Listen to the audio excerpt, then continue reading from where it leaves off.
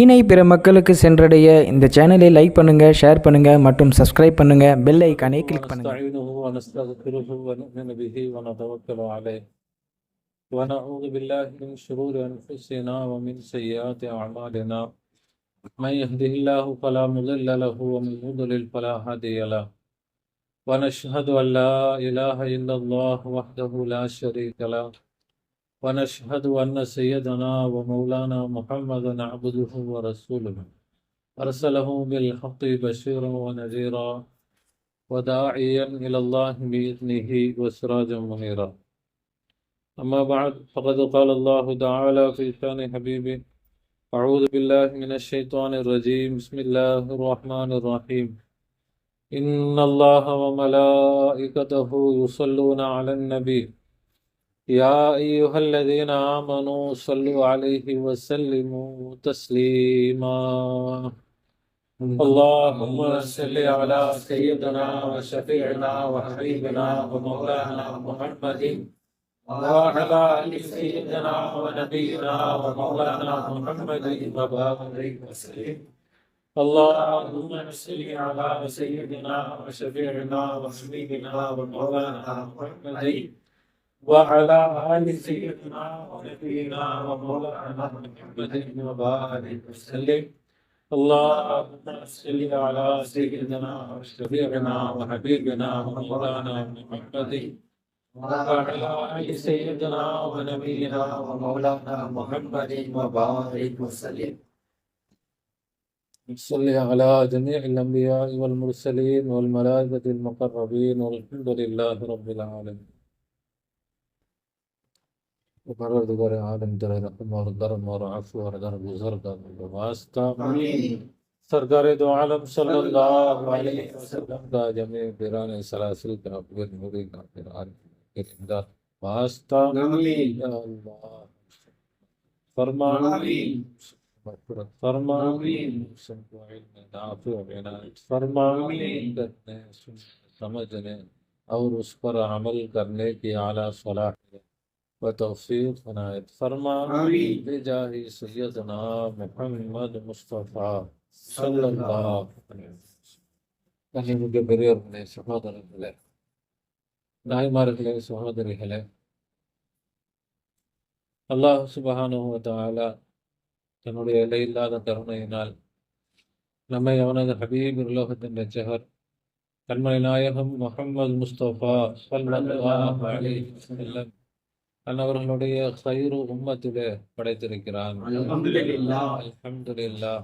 அதிலே நமக்கு சந்தோஷத்தையும் பெருமிதத்தையும் தந்திருக்கிறான். அல்ஹம்துலில்லாஹ்.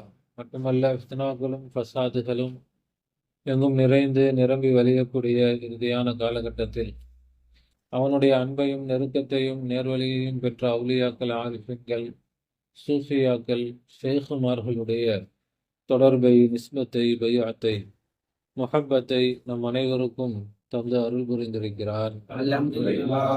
அல்ஹம்துலில்லாஹ் சும்மா அல்ஹம்துலில்லாஹ். எல்லோரும் திக்ரிலே கவனம் செலுத்தி திக்ரோடும் ஷுக்ரோடும் இருந்து தாலிமாத்துகளை பெற்க வேண்டும். திக்ரு எல்லோரும் மூச்சில் செய்யக்கூடிய திக்ரு எல்லோரும் சில பயிற்சி செய்யணும். மூச்சு வெளியில போகும்பொழுது அல்லாஹ் அல்லான்னு வெளியே விடுறது, ஓன்னு உள்ள இழுக்கிறது. சரியா? சரி இல்லையா? ரொம்ப சிறப்பான திக்ரு, விசேஷமான திக்ரு, ரொம்ப லேசானது, அதே நேரத்தில் ரொம்ப சக்தி வாய்ந்த திக்ரு இன்ஷா அல்லாஹ். அதில் எல்லோரும் ஒன்றும் இல்லை, ரொம்ப மூச்சு வெளியே போகும்போது மனசில் அல்லான்னு சொல்கிறோம், அவ்வளோதான். அல்லாஹ் வெளியே விடணும். அது ஒரு பயிற்சி மாதிரி சொல்லுவாங்கல்ல. இப்போ நம்ம அல்லாட்ட போகும்போது எப்படி போகணும்? அல்லான்னு போகணும். மூச்சு கடைசி மூச்சு பிரியும் போது மூச்சை எப்படி பிரியணும்?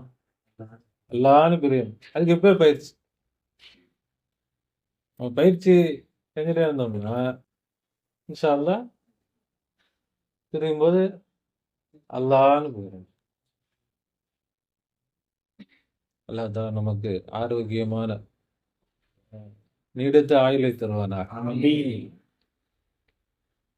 வாழும் காலமெல்லாம் நபி ஸல்லல்லாஹு அலைஹி வஸல்லம் சொல்லுவாங்க, நீங்கள் எப்படி வாழ்கிறீர்களோ அப்படித்தான் மௌத்தாவீர்கள். கமா தஈஷூன தமூத்தூன. நீங்கள் எப்படி வாழ்கிறீர்களோ அப்படித்தான் என்ன செய்வீங்க? மௌத்தா போவீங்க. கமா தமூத்தூன துஹியவுன. நீங்க எப்படி மௌத்தாகிறீர்களோ அப்படித்தான் மீண்டும் துபுஅஸூன. நீங்கள் எழுப்பப்படுவீர்கள். அப்போ ஒருத்தன் சொல்லுவாங்க, ஒருத்தன் குடிகாரனா இருக்கிறான் அப்படின்னா, அவன் அந்த அந்த நிலையில தான் அவனுடைய மௌத்து வரும். எழுப்பப்படும்போது குடிகாரனா தான் அவன் என்ன செய்வான்? எழுப்பப்படுவான். எத்தனை சம்பவங்களோட கேள்விப்பட்டிருக்கிறோம். சொல்லுவாங்க வரலாறுகள்ல. ஒரு வியாபாரி, இப்போ ஐஸ் வியாபாரி இருக்கிறாரு. ஐஸ்ன்னு கத்திட்டே போவார். இப்போ அவருக்கு மௌத்துடைய நேரத்தில் களிமா சொன்னா களிமா வரல. அவருக்கு என்னதான் வருது? ஐஸ்ன்னு தான் வருது. இப்ப எது பழக்கத்துல இருக்குதோ அதுதான் நம்முடைய மௌத்துடைய நேரம். மௌத்துடைய நேரம் வந்து திகைச்சு போயிடும். இப்போ நம்ம நல்ல நேரத்துல பயிற்சி எடுத்தோம்னா, அந்த திகைப்பான நேரத்துல அந்த பயிற்சி நமக்கு வரும். அந்த நேரத்துல போய் பயிற்சி எடுக்க முடியாது. அப்படி வந்து அது ஒரு ஒரு காரணம். ஆனா மௌத்துக்கு மட்டும் இல்ல, வாழ்க்கைக்கே இது என்னதான் பிரயோஜனமான ரொம்ப சிறப்பானது. நாம லா இலாஹ இல்லல்லாஹ் கலிமாவுடைய பாடத்தை பார்த்துட்டு இருக்கோம். இந்த பாடம் லா இலாஹ இல்லல்லாஹ். சில பேர் கேட்குறாங்க, என்ன வாரம் வாரம் வச்சா எல்லாத்துக்கும் சிரமமா இருக்குது. வாரம் வாரம் வைக்கிறீங்க, மாசம் மாசம் வச்சா நிறைய கூட்டம் சேர்க்கலாம். மாசம் மாசம் வச்சா, ஏன்னா மாசம் மாசம் மாசத்துல ஒரு தடவை தானே, எல்லாத்துலேயும் சொல்லி பேசணும்னா எல்லாரும் வந்துடுவாங்க. ஊரே கூட என்ன செஞ்சிடலாம், கூட்டிடலாம். இப்படி கூட்டத்தை கூட்டுறதா நமக்கு நோக்கமா இருந்தா மாசம் மாசம் தாராளமா வைக்கலாம். ஆனா இது கூட்டத்தை கூட்டுற நோக்கம் இல்லை நமக்கு. மாசம் மாசம் வச்சு இது ஏதோ ஒரு ஒரு பரக்கத்துக்கான மஜலிஸ் இல்லை. இது ஏதோ வந்தோம், இங்க வந்தா என்ன கிடைக்கும்? பரக்கத்து கிடைக்கும். அதுக்குள்ள மஜலிஸ் இல்லை. இது தீனை கற்றுக்கொள்ளக்கூடிய மஜலிஸ். தீனை தீனை கற்றுக்கொள்ற மஜலிஸ். ஒரு விஷயத்த கத்துக்கணும்னா வாரத்துக்கு ஒரு நாள் அரை மணி நேரம் படிச்சா என்ன மனசுல நிற்கும்? ஸ்கூல் வைக்கிறாங்க, வாரத்துல ஒரு நாள் ஸ்கூல், அது அரை மணி நேரம். அந்த ஸ்கூல்ல ஏதாவது படிச்சுக்க முடியுமா? ஒரு ஏபிசிடி கூட படிச்சுக்க முடியாது. ஏன்னா சில பிள்ளைங்க வந்து மக்தம் மார்சாக்கு வருவாங்க. இன்னைக்கு வந்தாங்கன்னா 4 நாள் கழிச்சு தான் வருவாங்க. ஒரு நாள் வருவாங்க, ஒரு நாள் வரமாட்டாங்க. அப்போ என்ன ஆகும்? அலிபாத்தா ஓதுவான், 4 வருஷமா அலிபாத்தா தான் ஓதிட்டு இருப்பான். 4 வருஷம் கழிச்சு கேட்டாலும் அவனுக்கு அலிபாத்தாவில் எது ஜீமு எது ஹா தெரியாது. ஹாவை பிடிச்சி ஜீமுன்னுவான், ஜீமு பிடிச்சி ஹான்னுவான்.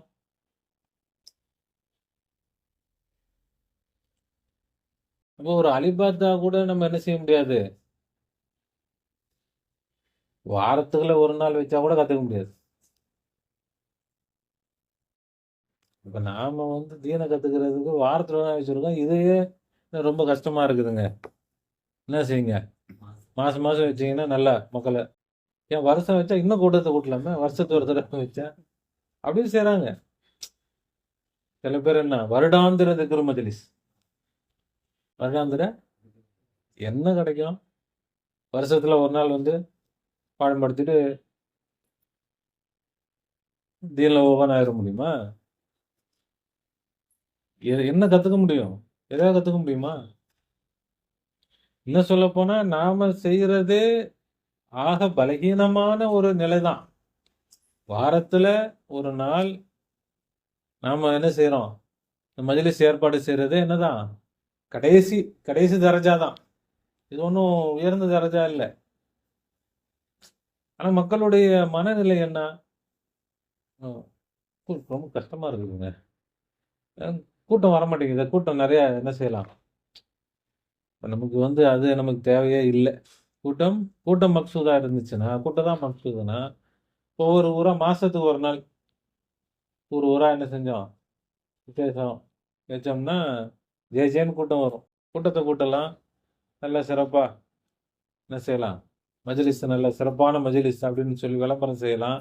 நிறைய மக்களை கூட்டலாம். அப்படி நல்ல பிரபலமாகலாம். ஆனா, எந்த மக்களுக்கும் என்ன கிடையாது? பிரயோஜனம் கிடையாது. அல்லாஹ் தஆலா நமக்கு கொடுத்த இந்த வாய்ப்பு எல்லாம் நமக்கு கனிமத்தா கொடுத்துருக்குறான்.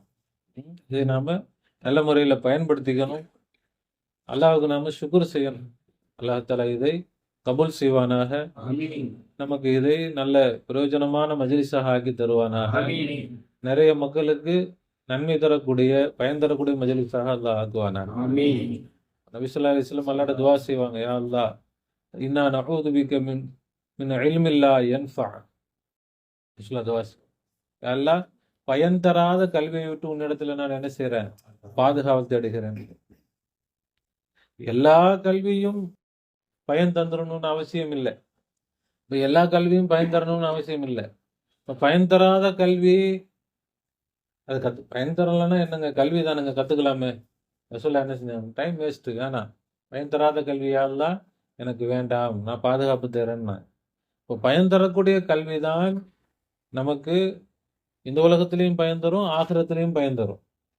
நம்முடைய வாழ்க்கையை மாற்றும். இப்போ அப்படிப்பட்ட கல்வி அது என்ன கல்விதான்? அல்லாஹ் தஆலா சொன்ன ஃபஅலம் அன்னஹு லா இலாஹ இல்லல்லாஹ். என்ன கல்வி? லா இலாஹ இல்லல்லாஹ்வுடைய கல்வி. லா இலாஹ இல்லல்லாஹ்வுடைய கல்வியை நீங்கள் கற்றுக்கொள்ளுங்கள்ன்றாங்க. லா இலாஹ இல்லல்லாஹ்வுடைய கல்வியை அல்லாஹ் தஆலா வேற எதையும் ஃபஅலம்னு சொன்ன மாதிரி இல்ல குர்ஆன்ல. இன்னொரு இடத்துல வஅலமு அன்ன ஃபீக்கும் ரசூலுல்லாஹ், அது ஒன்று இருக்கு. நீங்கள் அறிந்து கொள்ளுங்கள், உங்களோடு ரசூல் இருக்கிறாங்க என்ற கல்வியை கற்றுக்கொள்ளுங்கள். அது ரெண்டாவது கல்வி. அது ஒரு கல்வி இருக்கு. அப்ப அதான் லா இலாஹ இல்லல்லாஹ் முஹம்மது ரசூலுல்லாஹ், இந்த கல்வியை தான் நீங்க என்ன செய்யணும்? கற்றுக்கொள்ளணும்னு யார் சொல்றது? அல்லாஹ் நமக்கு சொல்லித்தரான். இப்ப அந்த கல்வி, அதுல தான் இன்னைக்கு சமுதாயம் ரொம்ப பின்தங்கி இருக்கு. அதுல சமுதாயத்துக்கு எந்த விதமான அக்கறையும் இல்லை, கவனமும் இல்லை. அதை பத்தி எந்த ஒரு விழிப்புணர்வும் இல்லை. ரொம்ப அதை அலட்சியப்படுத்தி அப்படி ஒன்று இருக்கிறதாக யாருக்கும் தெரியவும் இல்லை. அப்படி சொன்னாலும் கேள்வி கேட்குறாங்க, என்ன நீங்க எங்களுக்கு என்ன ஈமான் இல்லைன்னு சொல்றீங்களா? இவ்வளோ காலமாக நாங்கள் தொழுது வணங்கிட்டு நாங்கள் இருக்கிறோம், எங்களுக்கு நாங்கள் லா இலாஹ இல்லல்லாஹ் படிக்கணுமா? இது எதுக்குங்க நாங்கள் படிக்கணும்? எங்களுக்கு என்ன ஈமான் இல்லையா? நாங்கள் என்ன காஃபிரா? நாங்கள் முஸ்லீம் தானே. அதுக்கு தான் அல்லாஹ்வே அதுக்கு பதில் சொல்லிட்டான். என்ன பதில்? நீங்கள் ஈமான் கொண்டிருக்கிறீங்க, ஆனால் நீங்கள் முஸ்லீமாக தான் இருக்கிறீங்க. நீங்கள் என்ன தான் இருக்கிறீங்க? முஸ்லீமாக தான் இருக்கிறீங்க. இன்னும் மூமினா ஆகலை. நீங்கள் மூமினா ஆகலை. மூமினா ஆகணும்னு சொன்னால் உங்களுடைய உள்ளத்தில் ஈமான் வர வேண்டும். உள்ளத்தில் என்ன செய்யணும்? உங்கள் வாயில வந்துருச்சு, உங்கள் மனசில் வந்துருச்சு, ஏற்றுக்கிட்டீங்க, சரிதான், இந்த தீன் சரிதான்னு சொல்லிட்டு நீங்கள் ஏற்றுக்கிட்டீங்க. நீங்கள் முஸ்லீம் தான் ஏற்றுக்கிறேன் அல்லாஹ் சொல்கிறான். நீங்கள் என்ன சொல்லுங்க? முஸ்லீம்னு சொல்லுங்க. ஆனால் முஸ்லீம் கூட இல்லைன்னு நான் சொல்லலை, நீங்கள் முஸ்லீம் தான். ஆனால் இன்னைக்கு என்ன நினச்சிட்டாங்க மக்கள்? முஸ்லீம்னாலே மூமின் தான் நினச்சிக்கிட்டாங்க. முஸ்லீம்னாலே ஈமான் வந்துருச்சு, முஸ்லீம்னு சொன்னாலே ஈமான் வந்துருச்சுன்னு நினச்சிக்கிட்டாங்க. அப்போ முஸ்லீம்ன்றதுனால ஈமான் என்ன செஞ்சிடல? விடவில்லை. இது குர்ஆனுடைய தீர்ப்பு, அவ்வளோதான். தெளிவாக அல்லாஹ் சொல்லியிருக்கிறான். இதில் குழப்பமாலாம் அல்லாஹ் சொல்லலை. சஹாபாக்களே பார்த்து அல்லாஹ் சொல்லிட்டான். புதுசாக வந்த சஹாபாக்களை பார்த்து, என்னது நீங்க முஸ்லீம் ஆயிட்டீங்க, இன்னும் என்ன ஆகலை? மூமினாக ஆகலை. ஏன் மூமினாக ஆகலை? உங்களுடைய உள்ளத்தில் ஈமான் வரவில்லை. உள்ளத்துல ஏன் ஈமான் வரலைன்னா, உள்ளத்துல எப்போ ஈமான் வரும்? அந்த ஈமானுடைய விளக்கங்கள் எந்த அளவுக்கு வருகிறதோ அந்த அளவுக்கு தான் உள்ளம் அந்த ஈமான் என்ன செய்யும்? பற்றி கொள்ளும். உள்ளத்துல ஈமான் பிடிக்கும், ஈமான் நுழையும். உள்ளத்துல ஈமான் நுழையணும்னா என்ன வேணும்? விளக்கம் வேணும். என்ன வேணும்? இல்மு வேணும், கல்வி வேணும். ஈமானை பற்றிய கல்வி.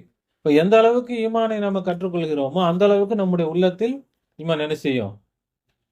தெரிஞ்சிடும். என்ன எதை பற்றி நமக்கு நல்லா தெரிஞ்சிருக்குதோ அதுல நமக்கு நம்பிக்கை இருக்குமா இருக்காதா? தெரியாத விஷயத்துல நம்பிக்கை வருமா? ஒருத்தர் வண்டியை ஓட்ட தெரியாது, அவரை நம்பி வந்து உட்காருவோமா நம்ம? தெரியாதுங்க. அவர் சொல்ற நம்புங்க. எப்படிங்க நம்ம உங்களுக்கு தெரியாது, தெரியாதவரை எப்படி நம்ப முடியும்? அப்ப நம்பிக்கை எப்பதான் வரும்? தெரிஞ்சாதான் வரும். இப்ப நமக்கே நம்பிக்கை எப்பதான் வரும்? எந்த அளவுக்கு நாம தெரிஞ்சிருக்கிறோமோ. இப்பதான் 2 நாள் ஓட்டிட்டு வந்திருக்கிறார். அவர் வாங்க உட்காருங்க, நான் நல்லா கத்துக்கிட்டேன்றார். வந்துருவோமா? என்ன செய்வோம்? நல்லா பழகட்டும், நல்லா பக்குவமாகட்டும். அப்ப அது மாதிரி ஈமான் எத்தனை நாள் பழகி இருக்கிறீங்க? ஈமான்ல என்ன பயிற்சி எடுத்திருக்கிறீங்க? என்னன்னே தெரியல. ஈமான் இருக்குது, எப்படி இருக்கு? வண்டி வாங்கி வச்சிருக்கிறார், அவ்வளவுதான். வண்டி வாங்கி வீட்டில் வச்சிருக்கிறார். வண்டி வாங்கிட்டு வந்தாச்சு, வீட்டில் வச்சாச்சு. மாதிரி ஈமானை கொண்டு வந்து வச்சாச்சு. ஈமான் கொண்டு இருக்கிறீங்க, ஆனா இன்னும் அதை என்ன செய்யல, உங்களுடைய பழக்கத்துல வரல. அதுதான் இஸ்லாம்ன்றது. இஸ்லாம்ன்றது ஈமானுடைய ஆரம்பம். இஸ்லாம்ன்றது ஈமானுடைய ஆரம்பம். இஸ்லாம் வந்துருச்சு, ஆனால் அது இன்னும் என்ன செய்யணும்? உங்களுடைய பழக்கத்தில், உங்களுடைய பயிற்சியில், உங்களுடைய வாழ்க்கையில் வரணும். அப்பதான் ஈமான். லா இலாஹ, அதற்கு 2 அர்த்தங்கள் நம்ம சொன்னோம். ஒன்று வணக்கத்திற்கு தகுதியான, இன்னொன்று தேவைகளை நிறைவேற்றக்கூடியவன்.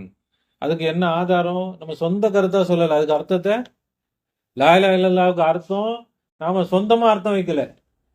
எதை வச்சு அர்த்தம் வச்சோம்? லா இலாஹ இல்லல்லாஹ் என்னது? குர்ஆன். லா இலாஹ இல்லல்லாஹ் என்னது? குர்ஆனா இல்லையா? குர்ஆன்ல இருக்கா இல்லையா லா இலாஹ இல்லல்லாஹ்? அந்த குர்ஆனுடைய ஆயத்துக்கு விளக்கம் குர்ஆனை கொண்டு. என்ன ஆயத்து? சொல்லுங்க, என்னது? ஈயாக நஅபுது வ ஈயாக நஸ்தஈன். எல்லோரும் தெரிஞ்ச இந்த ஆயத்து தெரியாத யாரும் இருப்பாங்களா? ஈயாக நஅபுது ஈயாக நஸ்தஈன். அப்ப அதனுடைய அர்த்தம் என்ன? உன்னையே வணங்குகிறோம். இதானே களிமா. வணக்கத்திற்கு அல்லாஹ் தவிர யாரும் இல்லை, அதானே? அதை இப்படி சொன்னா உன்னையே வணங்குகிறோம், கரெக்டு தானே? ஆனா அடுத்து முடிச்சுட்டானா அடுத்து எல்லாம் சொல்றானா இன்னொரு விஷயத்த. ஆயத்து முடிஞ்சிருச்சா? இன்னும் இருக்குதா? இன்னொன்னு நல்லா என்ன சொல்றான்? வையாக நஸ்தஈன், உன்னையே வணங்குகிறோம். அது மாதிரி உன்னிடத்திலேயே உதவி தேடுகிறோம். உன்னிடத்திலேயே உதவி தேடுகிறோம். உன்கிட்ட தான் உதவி நாங்க வாங்குறோம். ஆனா அதுல இந்த களிமாவுடைய அர்த்தம் வைக்கிறாங்களா? களிமாவுக்கு அந்த அர்த்தம் கொடுக்குறாங்களா? இல்லை. அப்ப என்ன ஆயிப்போச்சு? பாதி ஆயத்து இருக்கு, பாதி ஆயத்து இல்லை. பாதி விளக்கம் இருக்கு, பாதி விளக்கம் இல்லை. இப்ப இரண்டும் சேரும்போதுதான் களிமா என்ன ஆகும்? பரிபூர்ணமா ஆகும். இது இந்த களிமாவுக்கு குர்ஆன் படி விளக்கம் வச்சா. சாதாரணமாக நம்ம அறிவுபூர்வமாக சாதாரணமா பார்த்தாலும் கடவுளிடத்துல எதுக்கு தான் போறாங்க? தேவைக்காக தான் போறாங்க. அங்க போய் என்னதான் பண்றாங்க? தேவை கேட்கிறாங்க. அது என்ன பண்றாங்க? வணங்குறாங்க. இந்த கடவுள்கள்லாம் எதுக்கு? வணங்குறதுக்கு, இன்னொன்னு தேவை கேட்கறது. இந்த 2 தானே. வேற என்ன? வேற ஏதாவது இருக்குதா? கடவுள்ல, கோயில்ல, சர்ச்சில் இது இல்லாம வேற ஏதாவது இருக்குதா? ஏதாவது பண்றாங்களா? வணக்கமும் தேவை கேட்கறது இல்லாம வேற ஏதாவது இருக்குதா? மூணாவது என்ன சொல்லுங்க, இருக்குதா? எனக்கு தெரிஞ்சு இல்ல. அது வணக்கம் தானே. புகழ்ந்தா வணக்கம் தானே. அது புகழ்றாங்க, கோயில்ல பூஜை பண்றாங்க, கற்பூரம் காட்டுறாங்க, அது பண்றாங்க, என்னென்னமோ எல்லாம் அது வணக்கம் தான். வணக்கமா தானே அவங்க பண்றாங்க. அது மொத்தம் ஒண்ணு வணக்கத்துல வந்துடும், இன்னொன்னு தேவைகள். எதுக்காக வணங்குறோம்? அந்த கடவுள் நமக்கு என்ன செய்யும்? கொடுக்கும். அப்ப அறிவுபூர்வமா பார்த்தாலும் இந்த ரெண்டு அர்த்தம் நமக்கு என்னது தெளிவா விளங்கும். குர்ஆனும் அதை தெளிவா சொல்லிருச்சு. இது வந்து மறைச்சு இது ரொம்ப தேடி கஷ்டப்பட்டு தேட வேண்டிய அவசியம் இல்லை. ரொம்ப தெளிவான ஆயத்திலே என்ன இருக்குது, கலிமாவுடைய விளக்கம் இருக்கு. அப்ப அல்லாஹ் தான் வணக்கத்திற்குரியவன், அல்லாஹ் மட்டும்தான் தேவைகளை கொடுக்கக்கூடியவன். அவன் தான் கொடுத்திருக்கிறான், அவனை தவிர வேற யாரும் கொடுக்கவில்லை. யாரும் எதையும் கொடுக்கல எனக்கு, நானும் யாருக்கும் எதையும் கொடுக்கல, யாரும் எனக்கு எதையும் கொடுக்கவும் முடியாது, நானும் யாருக்கும் எதையும் கொடுக்க முடியாது. எல்லோருக்கும் எல்லாத்தையும் கொடுத்தவனும் கொடுக்க போகிறவனும் கொடுத்து கொண்டிருப்பவனும் யார் மட்டும்தான், அல்லாஹ் மட்டும்தான். வேற யாரும் என்ன செய்யல, கொடுக்கவில்லை. அப்ப இது அதனுடைய அர்த்தம். அப்ப அந்த அர்த்தத்தில் ஏன் அல்லாஹ் மட்டும்தான் வணக்கத்திற்குரியவன், அதுக்கு 4 தகுதிகளை இமாம்கள் அவுலியாக்கள் நமக்கு சொல்லித்தராங்க. வணக்கத்திற்குரியவனாக இருப்பதற்கு 4 தகுதி, தேவைகளை நிறைவேற்றுவதற்கு 4 தகுதி. வணக்கத்திற்குரியவனாக இருப்பதற்கான தகுதி என்ன, ஏன் அல்லாஹ் வணங்கணும், ஏன் அல்லாஹ் நம்ம வணங்குறோம், அவன்தான் காலிக், அவன்தான் படைத்தவன். அப்போ ஒருத்தன் யாரைத்தான் வணங்க முடியும், படைத்தவனை தான் வணங்க முடியும், அடுத்தவனை வணங்க முடியும். அப்போ லா காலிக இல்லல்லாஹ், அல்லாஹ்வை தவிர படைத்தவன் வேறு யாரும் இல்லை. இப்ப லா இலாஹ இல்லல்லாஹ்னு சொன்னா அதனுடைய அர்த்தம் என்னது, லா காலிக இல்லல்லாஹ், லா சரிதானே. இதுக்கு ஏதாவது ஆதாரம் வேணுமா, எங்க குர்ஆன்ல எங்கெங்க இருக்குது, ஹதீஸ்ல ஆதாரம் வேணுமா, ஆதாரம் தேவையில்லை. ஏன்னா குர்ஆன் முழுவதும் இதுக்கு ஆதாரம் தான். அல்லாஹ் அதை படைச்சான் இதை படைச்சான், எல்லாத்தையும் படைத்தவன் அல்லாஹ் தான். இதெல்லாம் மிக மிக தெளிவான விஷயங்கள். இதுக்கு ஆதாரம் நம்ம தேட வேண்டிய அவசியமே இல்லை. முதலாவது தகுதி, வணக்கத்திற்குரியவனாக இருப்பதற்கான முதல் தகுதி என்னது, காலிக். அல்லாஹ் மட்டும்தான் காலிக். யார் மட்டும்தான் காலிக், அவனை தவிர இன்னொரு காலிக் இல்லை, அல்லாஹ்வை தவிர. அடுத்து என்னது, புது ஆளுங்க சொல்லுங்க. இப்போ இதை என்ன செஞ்சுக்கணும், மனப்பாடம் பண்ணிக்கணும். ரொம்ப சிம்பிள் தான், ரொம்ப லேசான விஷயம்தான், ஆனால் ரொம்ப வெயிட்டானது. அல்லாஹ் சொல்லுவான், கலிமா வந்து ரொம்ப லேசானது, ஆனா மீசானில் இதை விட வெயிட்டானது எதுவும் இல்லை. மீசான்ல அப்ப கலிமாவுடைய விளக்கம் எல்லாம் ரொம்ப லேசா தான் இருக்கும், சிம்பிளா இருக்கும். ஆனா அதை நம்ம ஃபர்ஸ்ட் யோசிச்சிருக்க மாட்டோம். அது தர்த்தீப் நமக்கு தெரியாது, அதுல உள்ள அந்த விளக்கங்கள் நமக்கு தெரியாது. சொல்லும் போது நமக்கு அழகா புரியும். லேசா புரிஞ்சோன்னு நம்ம என்ன நினைச்சிருவோம், ஓ இவ்வளவுதானா, சிம்பிள், என்னது இதுல சாதாரண விஷயம் அப்படின்னு இந்த காலம் வாங்கி அந்த காலம் விட்டோம்னா காத்துல பறந்து போயிடும். நபி ஸல்லல்லாஹு அலைஹி சொல்லுவாங்க, இந்த குர்ஆன் இது எல்லாரும் என்ன நினைச்சுக்கிட்டாங்கன்னா, ரசூலுல்லாஹ் சொன்னாங்க, இந்த குர்ஆனை நீங்கள் என்ன செய்யுங்க, பாதுகாத்துக் கொள்ளுங்கள். ஒரு ஒட்டகம் தப்பி ஓடுவதை விட வேகமாக இது ஓடி போயிடும். நல்லா கட்டி இதை என்ன செஞ்சுக்கோங்க, பாதுகாத்துக்கோங்கன்னாங்க. அது எல்லாம் என்ன நினைச்சிட்டாங்க, மனப்பாடம் பண்ணி வச்சுக்கிறது, மனப்பாடம் பண்ணா விட்டுட்டா ஓடி போயிடும், ஓதிக்கிட்டே இருங்க. அதுவும் இதுல வரும். மனப்பாடம் பண்ணா சீக்கிரம் மறந்துடும், அதுவும் இதுல வரதான் செய்யும். ஆனால் அது மட்டும் இல்ல, இந்த குர்ஆனுடைய விளக்கமும் அப்படித்தான். குர்ஆனுடைய அப்படித்தான், குர்ஆன் விளங்குது, நல்லா அழகா இருக்குது. ஆனா நம்ம அதை என்ன செய்யல, திரும்ப திரும்ப அதை நம்ம வந்து மனசுல கொண்டு வரல, சிந்திச்சு பார்க்கல, நம்ம பேசி பார்க்கல, அப்படியே நம்ம விட்டுட்டோம்னா அது ஓடி போயிடும். என்ன ஆயிரும், மறந்து போயிடும். நமக்கு மறந்து போச்சுன்னா பிரயோஜனம் இல்லை. நம்முடைய மனசுல இருக்கிற வரைக்கும் ஈமான் இருக்குது, வெளியே போயிருச்சுன்னா ஈமான் இல்லை. நம்பிக்கைன்றது எங்க இருக்கணும், மனசுல இருந்தா தானே நம்பிக்கை. ஞாபகமே இல்லை, மறந்து ஆளையும் மறந்து போயாச்சு, நம்பிக்கைன்றது இருக்குமா? அப்போ அல்லாஹ் தஆலா வணக்கத்திற்கு தகுதியானவன் என்பதற்கான முதல் காரணம் அல்லாஹ் தான். யாரு? ஹாலிக். அல்லாஹ் தான் ஹாலிக். வேறொரு ஹாலிக் இல்லை. அவன் மட்டும்தான் ஹாலிக். வேற ஹாலிக் இதுவரைக்கும் இல்லை, இனி வரப்போறதும் இல்லை. இப்ப ரெண்டாவது தகுதி என்ன? அல்லாஹ் மட்டும்தான் மாலிக். அல்லாஹ் மட்டும்தான் மாலிக். மாலிக்னா என்ன அர்த்தம்? மாலிக்னா ஓனர், எஜமான், சொந்தக்காரன். இந்த உலகத்தில் உள்ள அத்தனைக்கும் சொந்தக்காரன் யாரு தான்? அல்லாஹ் மட்டும்தான். உலகத்தில் உள்ள இப்ப இந்த வீடு யாருக்கு சொந்தம்?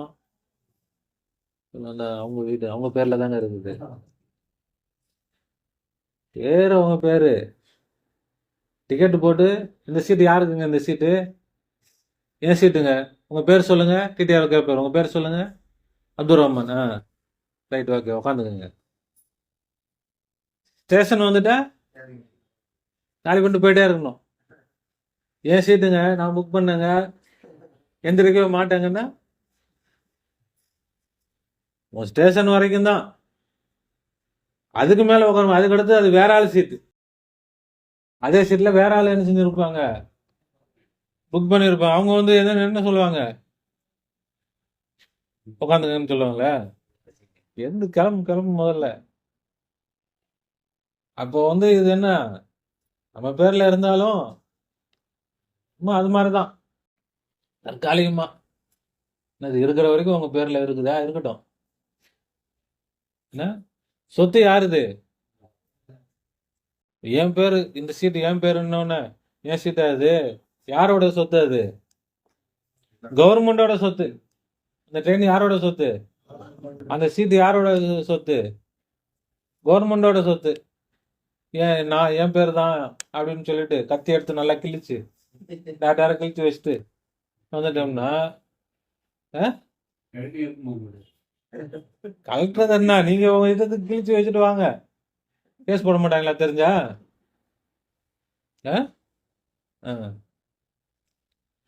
அப்ப அது மாதிரிதான் இந்த உலகத்தில் எல்லாம் யாருடைய சொத்து? எல்லாருடைய சொத்து தான். ஒரு துரும்பு கூட அடுத்தவருக்கு சொந்தம் இல்லை. ஒரு துரும்பு கூட யாரும் சொந்தம் கொண்டாட முடியாது. சொல்லிக்கலாம், இது எல்லாம் கொடுத்து வச்சிருக்கிறான், இப்போ யூஸ் பண்ணிக்கோங்க, இதெல்லாம் என்ன செஞ்சுக்கோங்க, யூஸ் பண்ணிக்கோங்க. அப்ப நம்ம கையில இருக்கக்கூடியதும் அல்லாஹ்வுடையது தான். நாமளும் அல்லாஹ்வுக்கு சொந்தமானவர்கள். நாமளும் அல்லாஹ்வுடைய சொத்து தான். நமக்கும் யார் தான் எஜமான்? இது என் கை இல்லை, அல்லாஹ்வோட கை. அல்லாஹ்வுக்கு சொந்தமான கை. எனக்கு யூஸ் பண்றது கொடுத்துருக்குறான். என் கை காலு எல்லாமே என்னது? எனக்கு யூஸ் பண்றதுக்கு அவன் கொடுத்துருக்கானே தவிர இது என்னோட ப்ராப்பர்ட்டி இல்லை.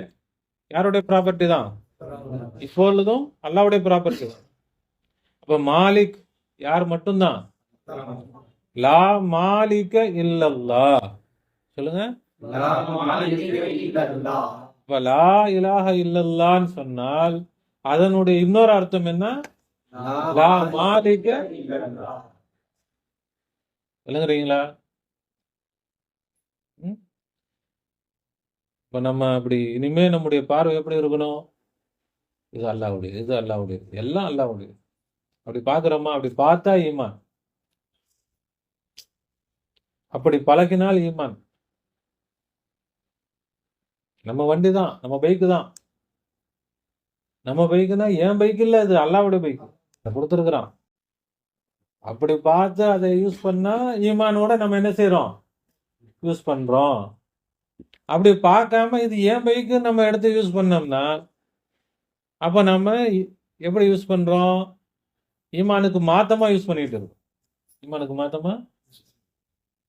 இப்ப ஈமான் எங்க எவ்வளவு தூரம் வருது?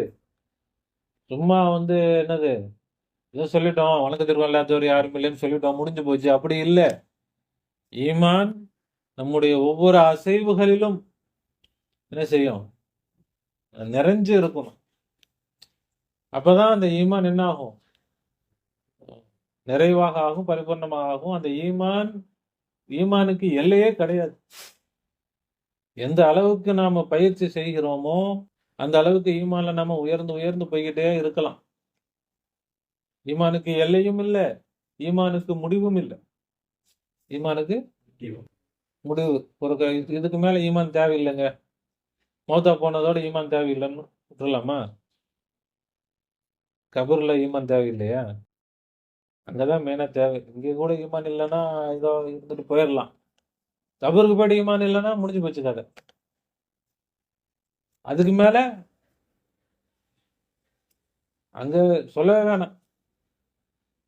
அங்கெல்லாம் பவர் எதுக்குதான்? ஈமானுக்கு தான் பவர், வேற எதுக்கும் பவர் இல்லை. அப்ப இங்கேயே நாம ஈமானை எந்த அளவுக்கு வளர்த்து எடுக்கிறோமோ நமக்கு இன்ஷா அல்லாஹ் நிச்சயமாக அந்த பிரயோஜனம் தரும். இது எதுவும் நாம இப்ப நம்ம என்ன செஞ்சுட்டு இருக்கிறோம்? ஈமான் கொண்டுட்டு இருக்கிறோம். நம்ம என்ன செஞ்சுட்டு இருக்கிறோம்? இரண்டாவது தகுதி லா மாலிக்க அல்லாஹ்வை தவிர மாலிக் வேறு யாரும் இல்லை. மூன்றாவது தகுதி லா ராசிக இல்லல்லாஹ். ராசிக் ரிஸ்க் தர்றது யாருதான்? அல்லாஹ்வை தவிர வேற யார் ரிஸ்க் தரவங்க இருக்கிறாங்களா? வேற யார் ராசிக்கு இருக்கிறாங்களா? இதுவரைக்கும் யாராவது ரிஸ்க் தந்திருக்கிறாங்களா? நீ தர முடியுமா? அப்ப யாருதான் ராசிக்கு? வேற யாராவது ரிஸ்க் தந்தா அவங்கள வணங்கலாம். அல்லாஹ்வுடைய தீர்ப்பு இது. வேற யாராவது ரிஸ்க் தராங்க, வேற யாராவது படைச்சிருக்கு. இப்ப நம்ம இந்த தகுதிகள் சொல்றோமே, இது எல்லாமே அல்லாஹ்வுக்கு மட்டும்தான் இருக்கிறதுன்றதுனால அல்லாஹ் மட்டும்தான் வணங்கணும். இதுல ஏதாவது யாருக்காவது ஏதோ கொஞ்சம் பங்கு இருக்குதுன்னா அவங்களை கூட நம்ம என்ன செய்யலாம்? வணங்கலாம். யாருக்கும் என்ன இல்லை? பங்கு இல்லை. அதனால யாரையும் என்ன செய்யக்கூடாது? இப்ப லா ராசிக இல்லல்லாஹ். லா ராசிக அல்லாஹ்வை தவிர ரிஸ்க் தரக்கூடியவன் வேறு யாரும் இல்லை. சரிதானே? பார்க்கணும். ரிஸ்க்னா என்ன? நமக்கு வேண்டியது எல்லாமே ரிஸ்க் தான். சோறு தண்ணி மட்டும் இல்லை, உடை, இருப்பிடம், ஏன் நம்முடைய மூச்சு காத்து அல்லாஹ் கொடுத்துட்டே இருக்கிறானா இல்லையா? மூச்சு விடுறோமா இல்லையா? அது அல்லாஹ்வுடைய ரிஸ்க். அல்லாஹ் தான் நமக்கு என்ன செஞ்சுட்டு இருக்கிறான்? காத்த கொடுத்துக்கிட்டு இருக்கிறான். ரிஸ்க்னா நிறைய பேர் வெறும் சோறுன்னு நினைச்சுக்கிறது. சோறு மட்டும் இல்லை, சோறு, தண்ணி, உணவு, உடை, இருப்பிடம், காத்து, எல்லாமே எல்லாம் நமக்கு எதையெல்லாம் கொடுத்துருக்குறானோ, எதெல்லாம் நமக்கு தேவையோ, எதையெல்லாம் நம்ம தேவையாக நம்ம யூஸ் பண்ணிக்கிட்டு இருக்கிறோமோ அது எல்லாமே என்னதான்? அல்லாஹ்வுடைய ரிஸ்க் தான். அவன் கொடுத்தது மட்டும்தான். இதுல வேற யாருக்கும் என்ன இல்லை? எந்த பங்கும் இல்லை. அப்ப இது நம்முடைய மனசுல ஆழமா பதியணும், உள்ளத்தில் நுழைய வேண்டும்ன்ற அல்லாஹ். ஈமான் என்ன செய்யணும்? உள்ளத்துல நுழையணும். இன்னும் உள்ளத்துல நுழையல. இப்ப நமக்கே தெரியுதா இல்லையா? உள்ளத்துல என்ன நுழையல? உள்ளத்துல ஏன்னா அதை சிந்திக்கவே இல்லையே, நம்ம யோசிச்சே பார்க்கலையே. அப்ப நம்ம சிந்திக்க அதை யோசிக்க தான் நம்முடைய மனசுல என்ன செய்யும்? அது இறங்கும். அப்ப உள்ளத்தில் நுழைய வேண்டும் ஈமான். ஈமான் என்ன செய்யணும்? அப்ப அதுக்கு தான் நம்ம இப்ப என்ன செஞ்சுட்டு இருக்கிறோம்? பாடங்களை படிச்சுட்டு இருக்கிறோம். இப்ப இந்த பாடம் படிச்சுட்டா சொல்லுவாங்க அவுலியாக்கள், ஐசா சபக்கு இஸ்கா சுட்டி நஹி ஹை. இது இப்படிப்பட்ட பாடம், இதுக்கு என்ன கிடையாது? லீவே கிடையாது. ஸ்கூலுக்கு லீவ் இருக்குது, காலேஜுக்கு லீவ் இருக்குது, படிச்சு முடிச்சா தூக்கி போட்டு போயிட்டே இருக்கலாம். இதுக்கு என்ன கிடையாது? படிச்சுட்டா அதுக்கப்புறம் வேலை தான், டியூட்டி பார்த்துட்டே இருக்கணும். அதுக்கு கூலி அல்லாஹ்தால இந்த உலகத்திலையும் கொடுப்பான், ஆகிரத்திலையும் கொடுப்பான். என்னடா இது வேஸ்ட் வேலை, இது என்ன வேலை அப்படின்னு நினைச்சோம்னா ஈமான் போயிடும். இதுதான் உண்மையான வேலை. எல்லாம் இந்த கவர்மெண்ட் வேலை கேட்குறாங்க. கவர்மெண்ட் வேலை கிடைச்சா பெரிய ஒரு கவர்மெண்ட் ஜாப்ல இருக்கிறாங்க. பெரிய அல்லாஹ் ஏற்கனவே கொடுத்து வச்சிருக்கிறானுங்க கவர்மெண்ட் ஜாப்பு. அல்லாஹ்வோட கவர்மெண்ட் ஜாப் இது. ஈமான் என்னது? இந்த கவர்மெண்ட் பெருசா, அல்லாஹ்வோட கவர்மெண்ட் பெருசா? அல்லாவுடைய கவர்மெண்ட் தானே பெருசு. இப்போ அல்லாவுடைய கவர்மெண்ட் ஜாப் இப்போ கிடைச்சிட்டு இருக்குது, எல்லாத்துக்கும் இருக்குது. வேக்கன்சி எல்லாம் வந்து கம்மியெல்லாம் கிடையாது. உலகத்துல பிறந்த எல்லாத்துக்கும் என்ன இருக்குது, வேலை பார்த்துட்டே இருக்க வேண்டியதுதான். அல்லாவுடைய கஜானால குறைவும் இல்லை. எவ்வளோ சம்பளம் கேட்க வேண்டிய அவசியமே இல்லை. கரெக்டாக சம்பளம் தான் வந்துருமா, போனஸ் வருமா, ஏமாத்திடுவானா இல்ல, அப்படிலாம் என்ன செய்ய தேவையில்லை, பயப்பட வேண்டிய அவசியமே இல்லை. அவன்கிட்ட வேலை பார்க்காமலேயே எல்லாம் சும்மாவே கொடுத்துட்டு இருக்கிறான், ஃப்ரீயாவே கொடுத்துட்டு இருக்கிறான்ல. நம்ம என்ன செய்யல, ஈமான் கொள்ளாமலேயே எல்லாம் கொடுத்துட்டு இருக்கிறான். ஈமான் கொள்ளாமலேயே, ஈமான் கொண்ட ரோட்ல விட்டுருவானா, போ எப்படியோ போ அப்படின்னு விட்டுருவானல்ல. என்ன சொல்றான், ஈமான் கொண்டவர்களுக்கு உதவி செய்வது என் மீது கட்டாய கடமைன்றான். வகான ஹக்கன அலைனா நஸ்ருல் முஃமினீன், என் மீது நம்பிக்கை கொள்பவர்களுக்கு உதவி செய்வது என் மீது கடமையாயிருச்சுன்றான். இப்ப அல்லாவுடைய உதவி நமக்கு வேணும்னா நாம ஈமான் கொள்ள வேண்டும். நம்ம என்ன செய்யணும், ஈமான் கொள்றது எப்படி, ஏதோ சொன்னோம் லா இலாஹ இல்லல்லாஹ் முஹம்மது ரசூலுல்லாஹ் யாரும் இல்லை முஹம்மது ஸல்லல்லாஹு அலைஹி வஸல்லம் முடிஞ்சு போச்சு அப்படின்னா ஒன்றும் வராது. ஒவ்வொரு நொடியும் நம்ம ஈமான் கொண்டுகிட்டே இருக்கணும். ஒவ்வொரு நொடியும் எல்லா காரியங்களிலும் ஈமானை நம்ம என்ன செஞ்சுட்டே இருக்கணும், கொண்டு வந்துகிட்டே இருக்கணும். அப்போ அல்லாஹ் தஆலா நமக்கு என்ன செய்வான், எல்லா காரியங்களும் அல்லாஹ் உதவி செய்வான். இப்ப நாலாவது என்னது, லா ஹாக்கிம இல்லல்லாஹ், அல்லாவை தவிர அதிகாரம் படைத்தவன் யாரும் இல்லை. அல்லாவை தவிர ஒட்டுமொத்த உலகத்துடைய அதிகாரமும் யாருடைய கையில தான் இருக்குது, வேற யாரு கையிலும் எந்த அதிகாரமும் இல்லை. யாருடைய கையிலும் இது இருக்கிறதே ரொம்ப கஷ்டம். ஏன்னா வீட்டுடைய அதிகாரம் என் கையில தான் இருக்குது, நான் வச்சாதான் சட்டம். சில வீட்டுல ஆம்பளைங்க சொல்றது, சில வீட்டுல பொம்பளைங்க சொல்றது, சில வீட்டுல ரெண்டு பேரும் சேர்ந்து சொல்றது, ஒரே சண்டை. அப்போ வீட்டுல இருந்தே ஆரம்பிக்குது. நம்ம சின்ன பிள்ளைங்களா இருந்தா இதுதான் இப்படித்தான் செய்யணும், எல்லா அதிகாரத்தை கையில எடுக்கிறதுக்கு பாக்குறாங்களா இல்லையா. நான் சொன்னதான் நடக்கணும், என்னுடைய அதிகாரம் தான். இந்தியாவில் இவர் ஆட்சியில் இருக்கிறார், தமிழ்நாட்டில் அவர் ஆட்சியில் இருக்கிறார், அமெரிக்காவில் அவர் இருக்கிறார், அவர் இருந்தார், அவர் போயிட்டார், இவர் வந்திருக்கிறார். அப்ப அதிகாரம் இவங்க கையில இருக்கு, அவங்க கையில இருக்குது.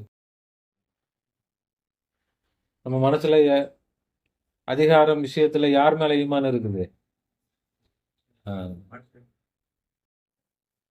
இவங்க இந்த கட்சி அந்த கட்சி அவங்க இவங்க, அதனால பயம், என்ன பண்ணுவான்னு தெரியலையே, திடீர்னு என்னென்னமோ கொண்டு வராங்க.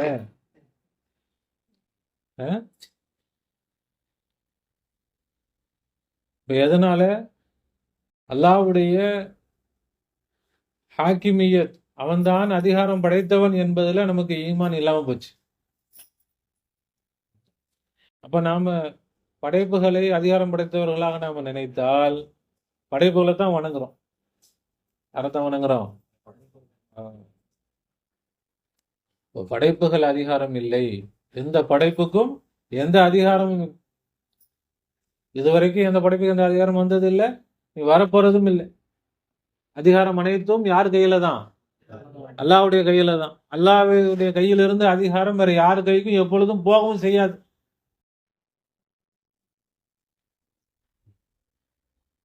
சரிதானே. அப்ப இது கல்புல வந்துச்சா, மாத்தமா கல்புல இருக்கு. இப்ப என்ன செய்யணும், அதிகாரம் அல்லாஹ்வுக்கு தான், அதிகாரம் அல்லாஹ்வுக்கு தான். நம்ம கல்புல இறங்கணும். அப்படி இறங்கினால் அப்படி அல்லாஹ்வுக்கு தான் அதிகாரம், நல்லா காப்பாத்திடுவானா சொல்றேன், காப்பாத்துவேன்றான். நான் என்ன செய்வேன், ஈமான் கொண்டாலும் காப்பாத்து. இதான் நம்பல, அவனை தானே நம்புற. போ, நான் எதுக்கு உனக்கு உதவி செய்யணும், நீ உனக்கு தான் ஈமான் இல்லையே, நியாயம் தானே.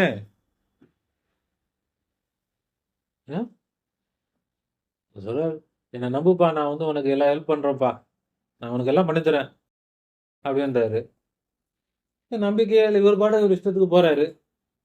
கடைசியில் பிரச்சனை ஆயிடுச்சு. இப்போ வந்துட்டு என்னை காப்பாற்றுங்க, அந்த முதலே சொன்னேனே நான் பார்த்துக்கிறேன் என்கிட்ட வான்னு சொன்னேனே, நீ நம்பிக்கையெல்லாம் போனேன். இப்போ நான் என்ன பண்ணுறது? நான் ஒன்றும் பண்ண முடியாது.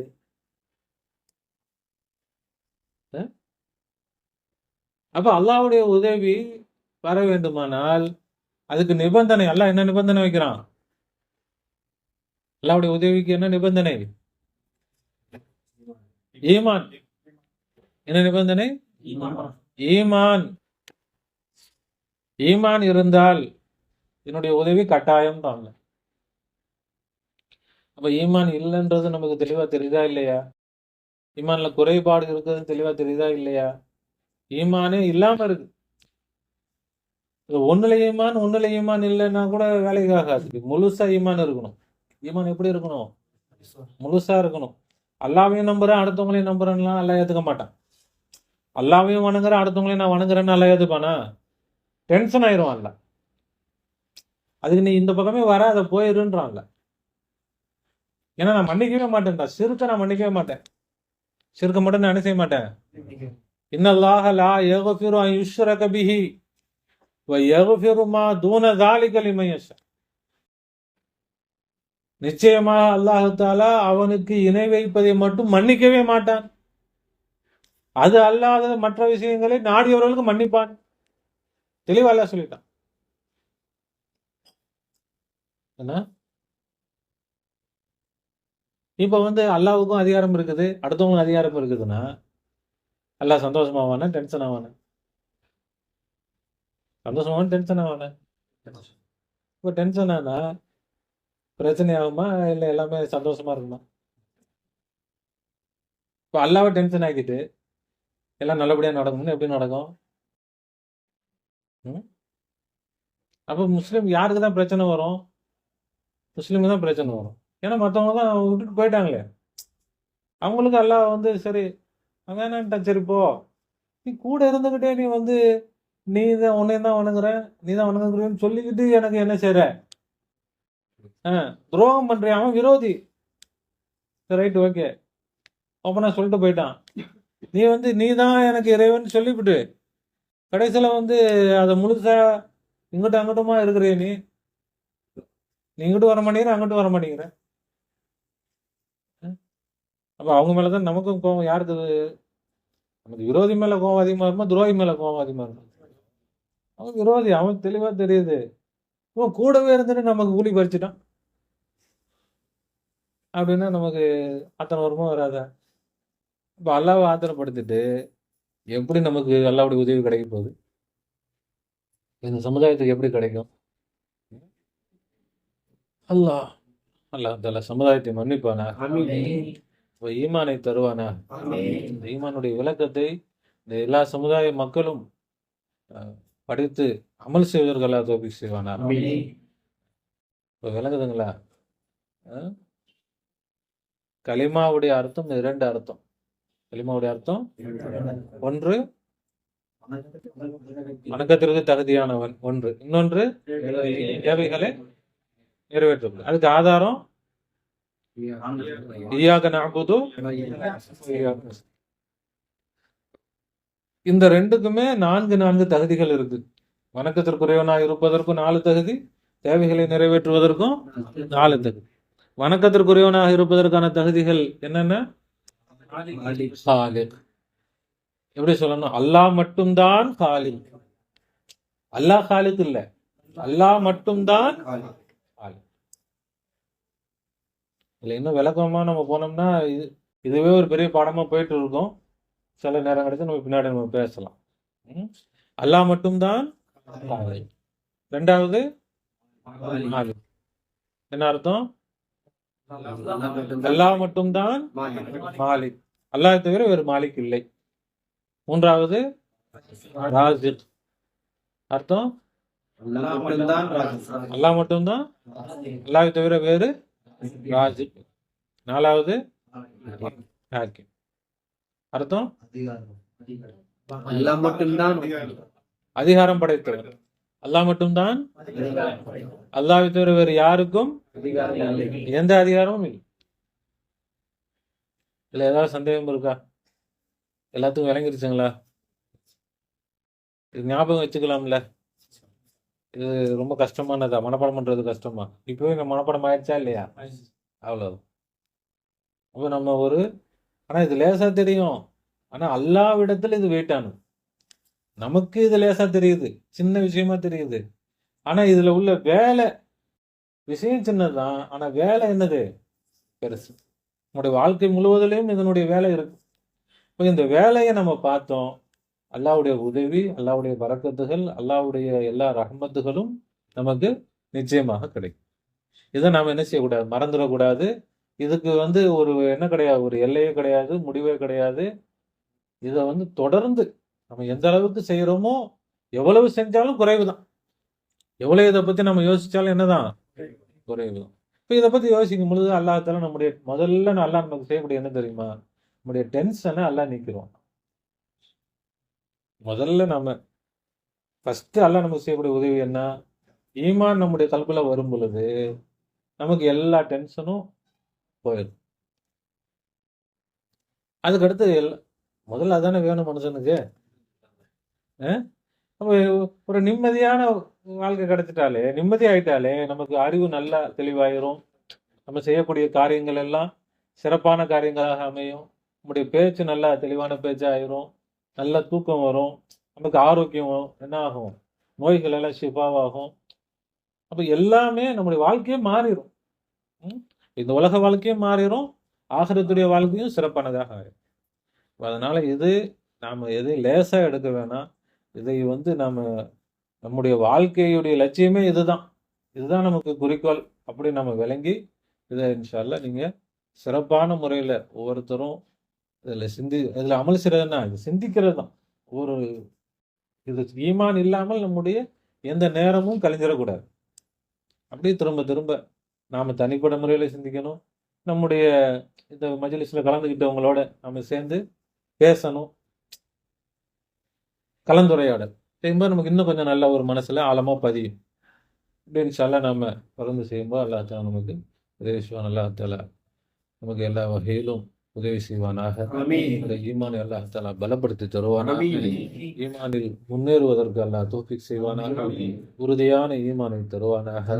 ஈமானோடு வாழ்ந்து ஈமானோடு நடந்து ஈமானோடு எழக்கூடிய நல்ல அடியார்களில் அல்லாஹ் நம்மை சேர்ப்பானாக. ரப்பனா ظلمنا أنفسنا وإن لم تغفر لنا وترحمنا لنكونن من الخاسرين. ربنا لا تزغ قلوبنا بعد إذ هديتنا وهب لنا من لدنك رحمة إنك أنت الوهاب. فبض أمري إلى الله إن الله بصير بالعباد.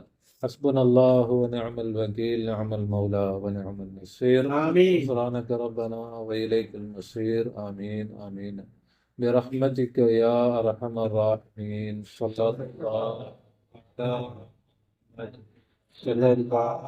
عليه وسلم. صلى الله عليه وسلم. صلى الله يا ربي صل عليه وسلم. السلام عليكم ورحمة الله وبركاته.